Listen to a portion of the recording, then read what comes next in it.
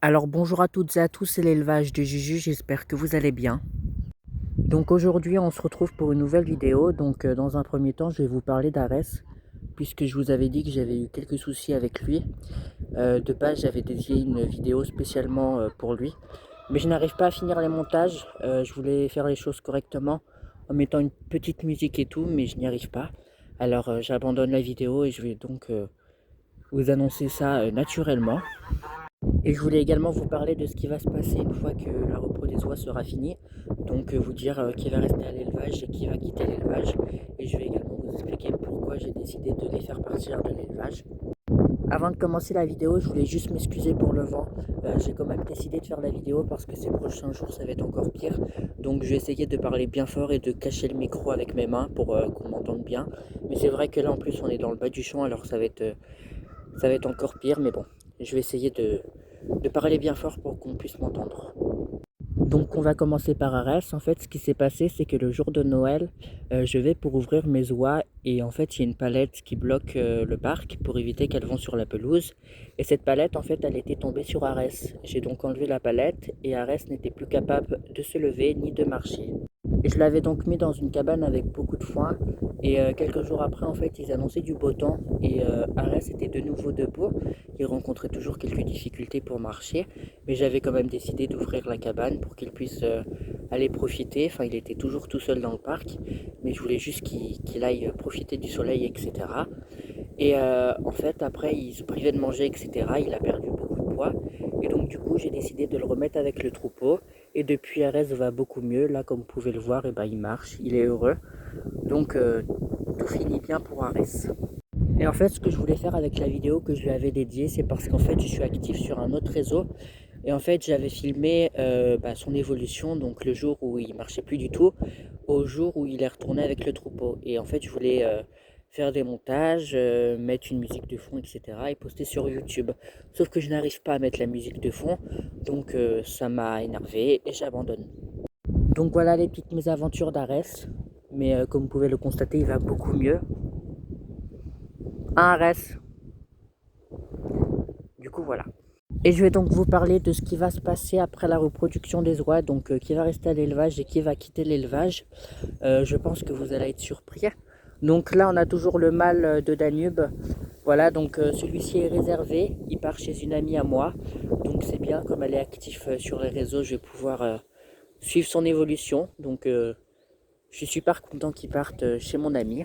On va donc passer à Victoria. Donc Victoria, elle est juste là.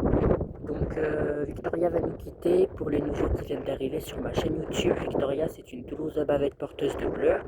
Et donc du coup je m'en sépare parce que d'après moi ce n'est pas une pure race. Ça fait un petit moment que je le sais. Je vais d'ailleurs vous montrer la preuve. Elle a une légère houppette sur la tête. Je vais donc vous montrer une photo et je vais encercler la houppette. Et c'est vrai que le vendeur m'avait dit que pour travailler le bleu, il fallait sûrement faire des croisements avec d'autres races. Et du coup, apparemment, pour avoir du bleu, il faut croiser la Toulouse bavette avec des pavons. Donc voilà pour Victoria, donc désolé pour toutes les personnes qui l'aimaient bien, mais malheureusement après la reproduction elle va nous quitter. On va donc passer au Danube. Donc chez les Danubes, je me suis mis en relation avec une éleveuse qui élève de la Sébastopol. Donc elle a plusieurs couleurs, bleu, gris et autrement de la blanche aussi. On a donc parlé en privé, etc. Et en fait, elle m'a donné des conseils pour les Danubes. Et elle m'a donc expliqué que pour du coup le mâle que j'ai actuellement, donc le lys, c'est impossible qu'il soit porteur du gène Sébastopol, puisque son plumage est lisse. Par contre, la femelle que je garde là-bas, elle, c'est possible qu'elle soit porteur Sébastopol. Et donc du coup, elle m'a conseillé de m'en séparer après la reproduction puisque travailler avec du lisse et du frisé, en fait les jeunes ils vont pas avoir une très belle frisure. Et donc du coup, elle m'a conseillé de garder aucun jeune et de tout vendre après. Donc je vais l'écouter puisque elle a beaucoup plus d'expérience que moi. Donc je vais le vendre une fois que la reproduction sera terminée. Donc voilà, je ne sais pas si cette dame suit ma chaîne YouTube, mais en tout cas madame, si vous passez par là, un grand merci pour votre aide, vous m'avez beaucoup aidé. Et du coup voilà, j'en sais un peu plus sur les Danubes, donc merci à vous. Donc mon but c'est vraiment d'obtenir un couple qui vient de chez elle, puisque elle travaille ses sujets, etc. Donc c'est vraiment magnifique. Pourquoi pas un couple de gris, Si c'est un bleu, bah, c'est encore mieux, mais ça dépendra vraiment de ce qu'elle aura de disponible. Mais ouais, mon objectif, c'est vraiment d'avoir des sujets qui viennent de chez elle.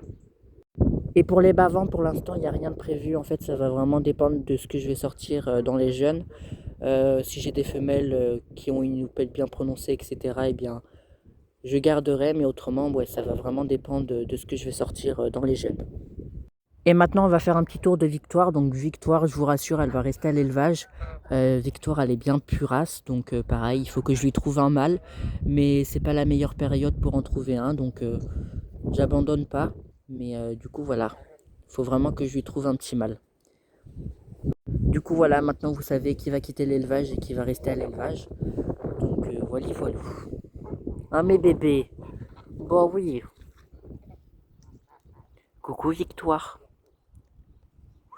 Victoire. Mes bébés. Mes gros bébés. Du coup, voilà pour cette vidéo. J'espère que le vent n'aura pas été trop désagréable. En tout cas, moi, j'ai fait mon possible pour qu'on puisse m'entendre au mieux. Donc voilà, j'espère que la vidéo vous aura quand même plu. Et puis, bah, n'hésitez pas à vous abonner pour me soutenir et suivre mon évolution. Et moi, je vous dis ciao pour une prochaine vidéo. Ciao, c'était l'élevage de Juju.